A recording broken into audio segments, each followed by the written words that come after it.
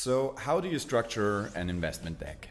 There are hundreds of decks out there and there's many courses and best practices on that topic. So what do I have to add? Well, I can show you the one I just finished and I'm going to use over the next months. Over the last years, we have raised a few millions via investors and grants to create the European corporate messenger Grape. This is the first time we tried to conduct an A round, so this is also new to me. But the advisors and investors I showed the deck to so far were quite happy. So I'm confident that this will open up conversations with the right people. Which brings us to the goal of the deck. What is the goal of a deck? Well, a deck is the conversation starter. It's basically the Tinder profile before you start messaging. So let's look really quickly into the deck structure. I usually structure the deck into 4 segments. 1, the scream. Kick in the door and smash the table.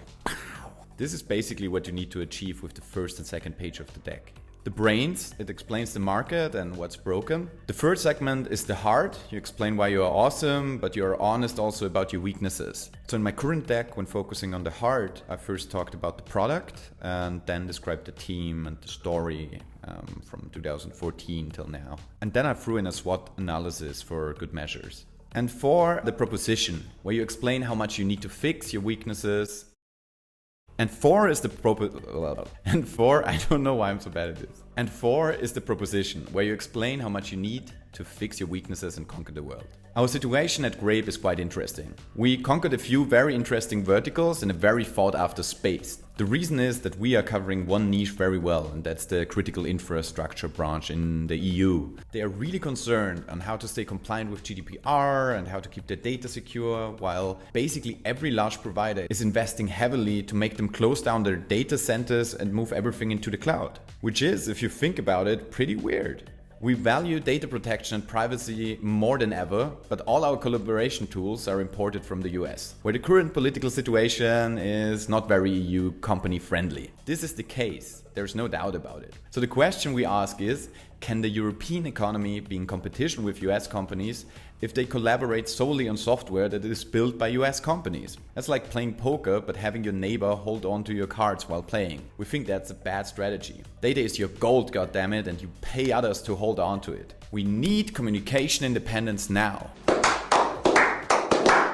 So that's the lead into the deck. We basically kick in the door first. You create interest so that people don't get thrown off immediately when looking at the first page. Then we talk about the market and how we see ourselves within it.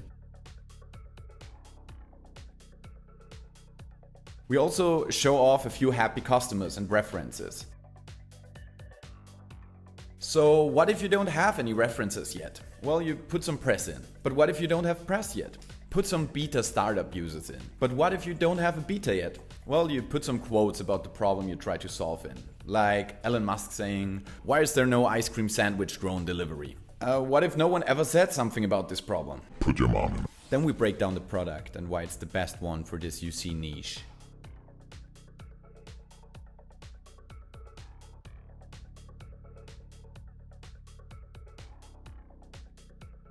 Then we talk about our team and our previous achievements.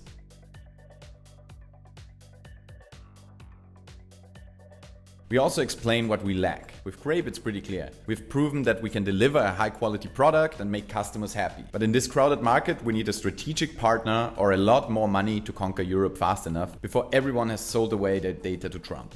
So our perception is basically there are people that don't care about their own data or the data of their customers. Maybe they don't have to.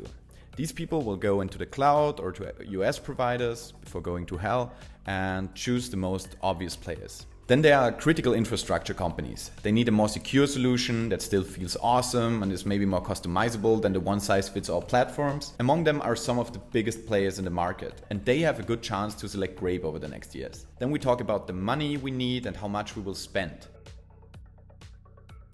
We discuss the sales pipeline, planned growth, etc. and give a few examples on who would be the perfect strategic partner for Grape.